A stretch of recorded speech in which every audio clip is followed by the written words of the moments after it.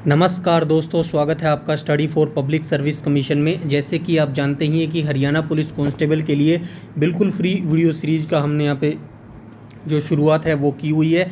यहाँ पर जितने भी टॉप सब्जेक्ट दिए गए हैं हरियाणा पुलिस कांस्टेबल के ऑफिशियल नोटिफिकेशन के अंदर, उन सभी सब्जेक्ट पर हम यहाँ पे टॉप 500 क्वेश्चन करवा रहे हैं। जैसे कि history, geography, polity, environment, agriculture, computer science, तो इन सभी सब्जेक्ट पर हम यहाँ पे टॉप 500 क्वेश्चन करवा रहे हैं। अभी हम ज्योग्राफी की पार्ट को रन कर रहे हैं, ज्योग्राफी की सीरीज को रन कर रहे हैं। इससे पहले हिस्ट्री के तीनों पार्ट करवाए जा चुके हैं, एंशिएंट, मेडिवल और मॉडर्न।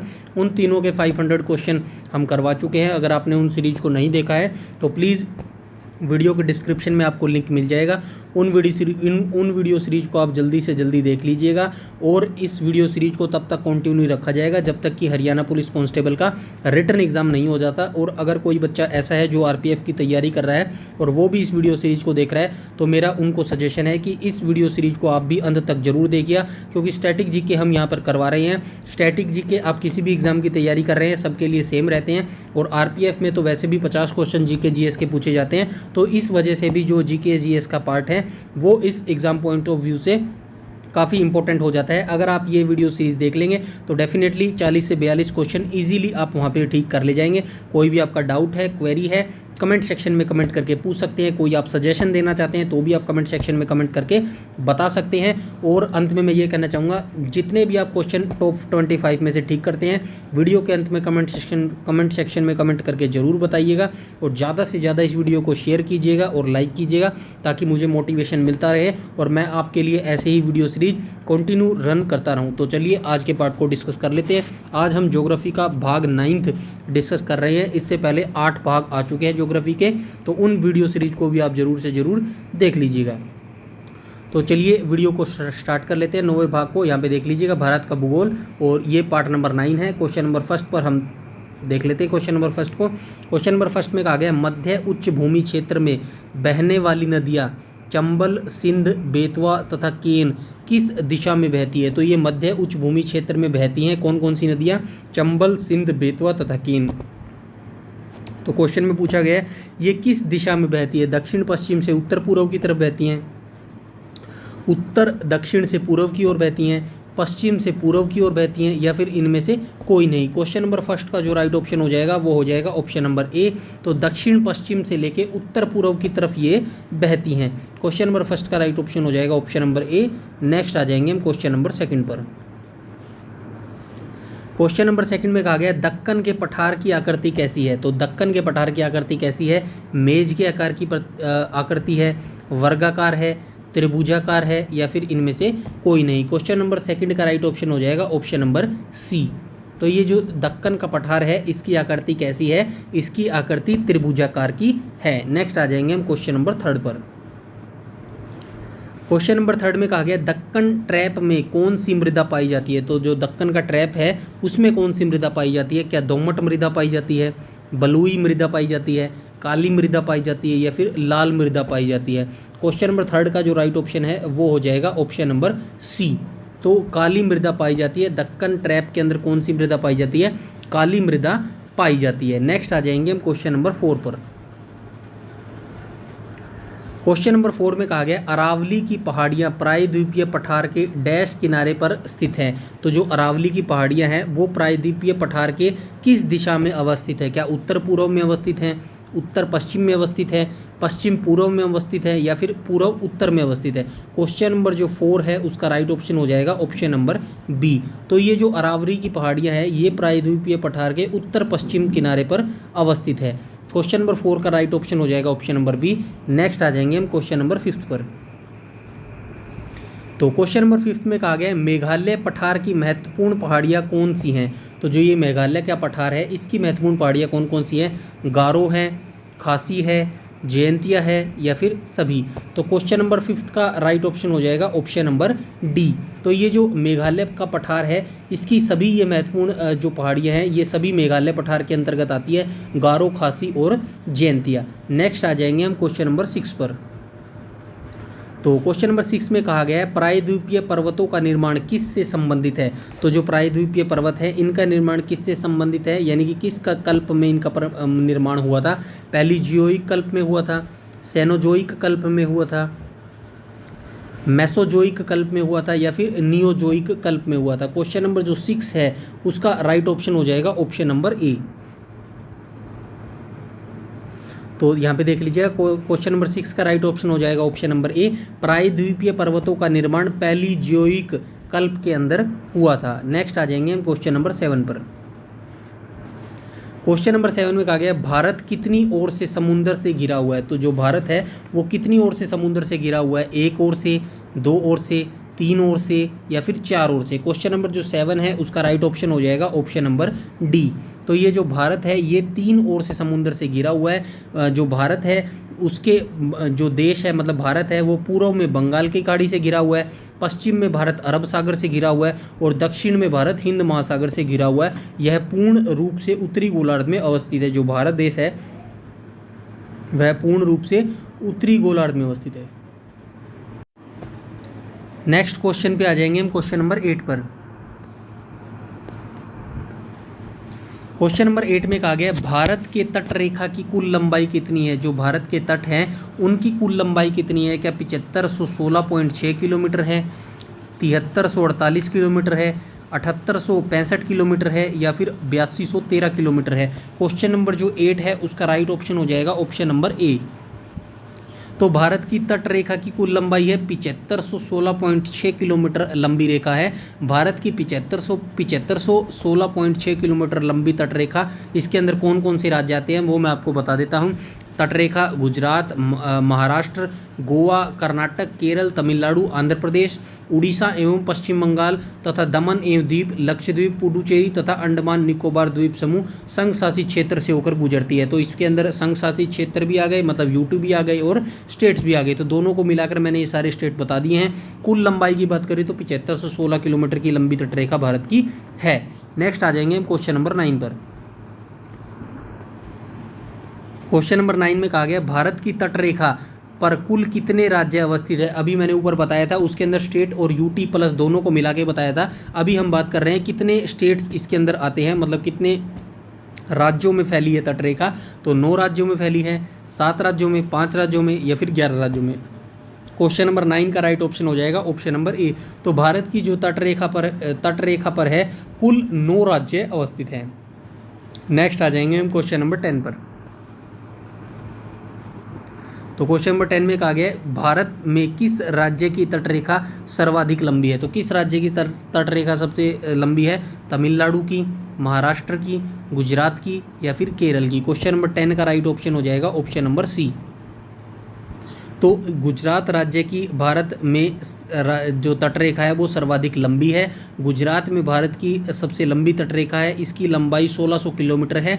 भारतीय समुद्री तट का लगभग 34% है यह, मतलब जो गुजरात का ओवरऑल है वो ओवरऑल भारत का 24% है। इसके 41 बंदरगाह हैं, 1 प्रमुख है और 11 मध्यवर्ती और 29 लघु है। तो इतनी जानकारी आपको इसके बारे में होनी चाहिए। नेक्स्ट आ जाएंगे हम क्वेश्चन नंबर 11 पर आ जाएंगे हम। क्वेश्चन नंबर 11 में कहा गया भारत का औसत समुद्र तल कहाँ से नापा जाता है? तो जो औसत समुद्र तल है वो भारत में कहाँ से नापा जाता है? कोरोमंडल तट से नापा जाता है, चेन्नई तट से नापा जाता है, पश्चिमी तट से नापा जाता है, या फिर पूर्वी तट से नापा जाता है? क्वेश्चन नंबर 11 का राइट ऑप्शन हो जाएगा ऑप्शन नंबर बी। तो ये जो भारत का समुद्र तल है ये औसतन समुद्र तल चेन्नई तट से नापा जाता है। क्वेश्चन नंबर 11 का राइट ऑप्शन हो जाएगा ऑप्शन नंबर बी। नेक्स्ट आ जाएंगे हम क्वेश्चन नंबर 12 पर। तो क्वेश्चन नंबर 12 में कहा गया भारत का डैश तट पश्चिमी घाट तथा अरब सागर के मध्य अवस्थित है। तो कौन सा ऐसा तट है जो पश्चिमी घाट तथा अरब सागर के मध्य अवस्थित है? पश्चिमी तट, पूर्वी तट, कोरोमंडल तट, या फिर सभी? क्वेश्चन नंबर 12 का राइट ऑप्शन हो जाएगा ऑप्शन नंबर ए। तो ये पश्चिमी तट है, जो भारत का पश्चिमी तट है वो पश्चिमी घाट और अरब सागर के मध्य में अवस्थित है। नेक्स्ट आ जाएंगे हम क्वेश्चन नंबर 13 पर।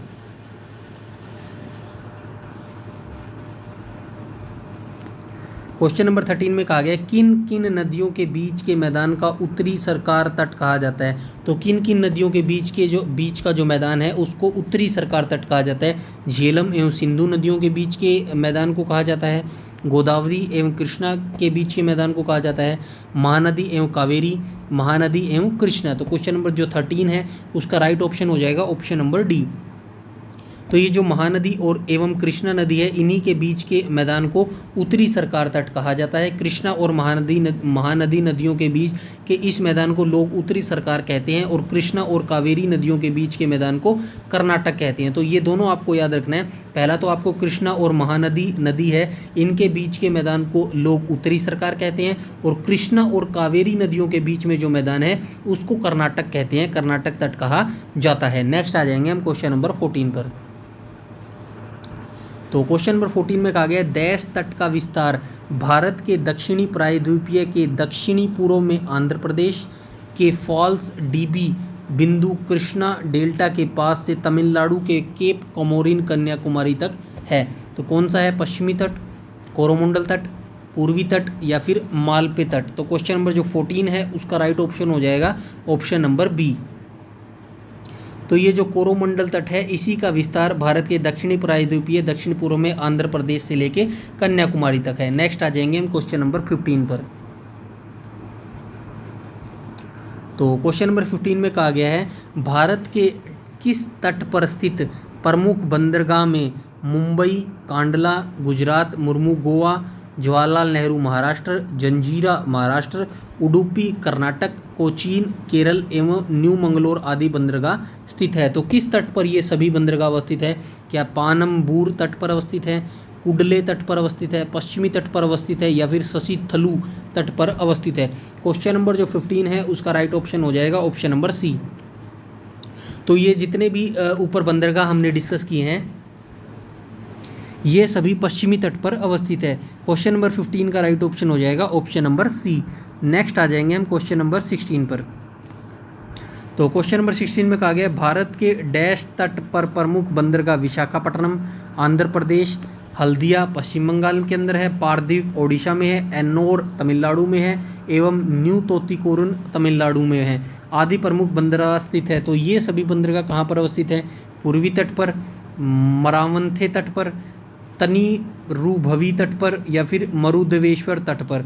तो क्वेश्चन नंबर जो 16 है उसका राइट ऑप्शन हो जाएगा ऑप्शन नंबर ए।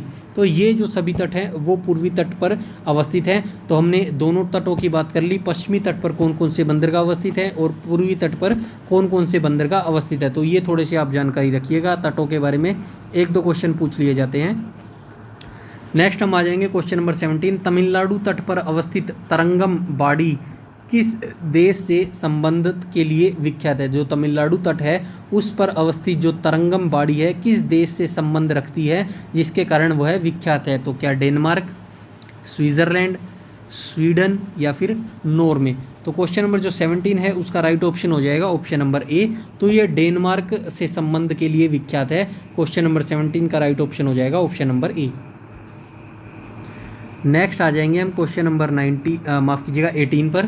तो क्वेश्चन नंबर 18 में कहा गया दीघा सागर पुलिन कहाँ पर अवस्थित है? तो ये दीघा सागर पुलिन कहाँ पर अवस्थित है? केरल में, उड़ीसा में, महाराष्ट्र में या फिर पश्चिम बंगाल में? क्वेश्चन नंबर जो 18 है उसका राइट ऑप्शन हो जाएगा ऑप्शन नंबर डी। तो ये जो दीघा सागर पुलिन है ये पश्चिम बंगाल के अंदर अवस्थित है। नेक्स्ट आ जाएंगे हम क्वेश्चन नंबर 19 पर। क्वेश्चन नंबर 19 में कहा गया है गोपालपुर सागर पुलिन कहाँ अवस्थित है? तो ये गोपालपुर सागर पुलिन कहाँ पर अवस्थित है? असम में अवस्थित है, पश्चिम बंगाल में अवस्थित है, गुजरात में अवस्थित है या फिर उड़ीसा में अवस्थित है? क्वेश्चन नंबर जो 19 है उसका राइट ऑप्शन हो जाएगा option number D.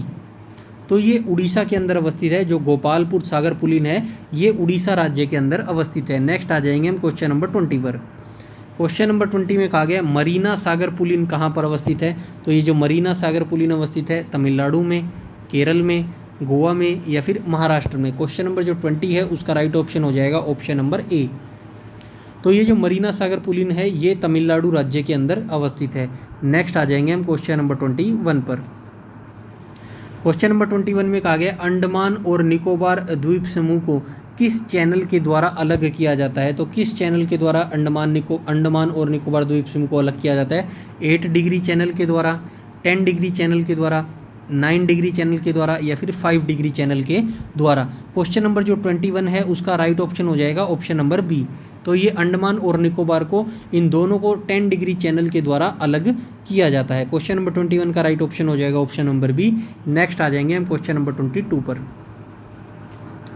Question number 22 में कहा गया अंडमान और निकोबार द्वीप समूह को 10 डिग्री चैनल के द्वारा अलग किया जाता है। इस चैनल की चौड़ाई लगभग कितनी है? तो इस चैनल की चौड़ाई कितनी है? 90 किलोमीटर, 120 किलोमीटर, 150 किलोमीटर या फिर 158 किलोमीटर।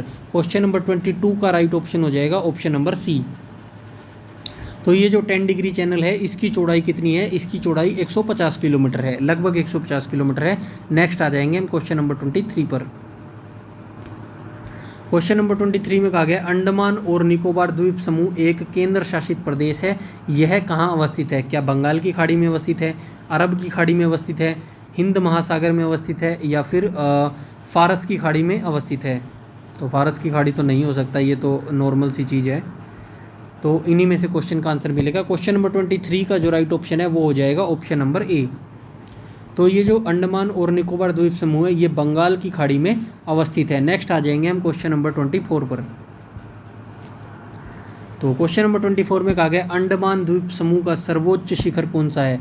तो अंडमान द्वीप जो है उसका सर्वोच्च शिखर कौन सा है? क्या सैंडल पीक है, माउंट डियो वैली है, माउंट कोयोब है या फिर पोर्ट ब्लेयर है? क्वेश्चन नंबर 24 का जो राइट ऑप्शन हो जाएगा वो हो जाएगा ऑप्शन नंबर ए। तो अंडमान द्वीप का जो सर्वोच्च शिखर है वो सैंडल पीक है। अंडमान द्वीप समूह से सैंडल पीक जो है वो उच्चतम बिंदु है और ये 732 मीटर ऊंचा है। तो इतनी जानकारी आपको रखनी है। नेक्स्ट आ जाएंगे हम क्वेश्चन नंबर 25, आज का लास्ट क्वेश्चन। क्वेश्चन नंबर 25 में कहा गया निकोबार द्वीप समूह का सर्वोच्च शिखर कौन सा है? अभी हमने अंडमान का सर्वोच्च शिखर देख लिया है, अब हम निकोबार का भी सर्वोच्च शिखर देख लेते हैं। माउंट डियोवोली, माउंट थुलीवर, माउंट कोयोब या फिर पोर्ट ब्लेयर। क्वेश्चन नंबर 25 का राइट ऑप्शन हो जाएगा ऑप्शन नंबर बी। तो जो निकोबार द्वीप समूह है उसका सर्वोच्च शिखर कौन सा है? उसका सर्वोच्च शिखर है वो होगा थुलीवर। तो जो माउंट थुलीवर है, जिसे माउंट थुलियर के नाम से भी जाना जाता है, ग्रेट निकोबार द्वीप पर एक पर्वत है जो हिंद महासागर में स्थित है और अंडमान सागर की सीमा पर भी है। समुद्र तल से 642 मीटर ऊपर यह द्वीप और निकोबार द्वीप समूह का सबसे ऊंचा स्थान है। तो ये इतनी जानकारी आपको निकोबार द्वीप समूह के बारे में होनी चाहिए। ये टॉप 25 क्वेश्चन थे। आई होप आपको वीडियो अच्छी लगी होगी। वीडियो अच्छी लगी हो तो ज़्यादा से ज़्यादा वीडियो को लाइक कीजिएगा, शेयर कीजिएगा ताकि मुझे इससे मोटिवेशन ज़्यादा मिल सके। तो और हमारे सोशल आइकन्स भी देख लीजिएगा। ये यूट्यूब पर अगर आप हमें फॉलो या फिर ज्वाइन करना चाहते हैं, study for public service commission करके फाइंड करेंगे तो हमारा चैनल आपको यूट्यूब पर मिल जाएगा। साथ ही इंस्टाग्राम और फेसबुक पे हमसे कनेक्ट होना चाहते हैं, हमारे पेज से कनेक्ट होना चाहते हैं तो स्टडी 4 है, 1 2 3 4 वाला 4 है, पब्लिक सर्विस कमीशन करके फाइंड करेंगे तो हमारा पेज आपके सामने आ जाएगा। यहाँ पर भी बहुत इंपॉर्टेंट जानकारी आपको मिलने वाली है। डेली हम कुछ ना कुछ अपडेट यहाँ पर करते रहते हैं। और टेलीग्राम चैनल जो कि आपको इंपॉर्टेंट, बहुत ज़्यादा इंपॉर्टेंट ज़रूरी है, ये ज्वाइन करना ज़रूरी है क्योंकि जितनी भी इस वीडियो सीरीज़ की PDF होंगी वो सारी बिल्कुल फ्री इसी चैनल पर दी जाएंगी। उसके बाद जितनी भी रिजल्ट की PDF होगी, नोटिफिकेशन की PDF होगी, जितनी भी डॉक्यूमेंट्स जरूरी होंगे वो सारे टेलीग्राम पर शेयर किए जाते हैं। तो जल्दी से जल्दी हमारा टेलीग्राम ग्रुप जरूर से जरूर ज्वाइन कर लीजिएगा। वीडियो अच्छी लगी हो तो लाइक कीजिएगा, शेयर कीजिएगा और चैनल पर पहली बार विजिट कर रहे हैं तो चैनल को सब्सक्राइब कर लीजिएगा और बेल आइकन बटन को टैप कर लीजिएगा ताकि समय पर आपको सारी नोटिफिकेशन मिलती रहे। यूट्यूब में हमें फॉलो करते हैं तो प्लीज़ हमारा टेलीग्राम ग्रुप जरूर से जरूर ज्वाइन कर लीजिएगा। सारी नोटिफिकेशन, सारी अपडेट सब कुछ वहाँ पर बता दिया जाता है। और कमेंट सेक्शन में अपना स्कोर जरूर कमेंट करके बताइएगा कितने आप यहाँ पर ठीक कर पा रहे हैं। इस वीडियो में इतना ही रखते हैं, तब तक के लिए धन्यवाद।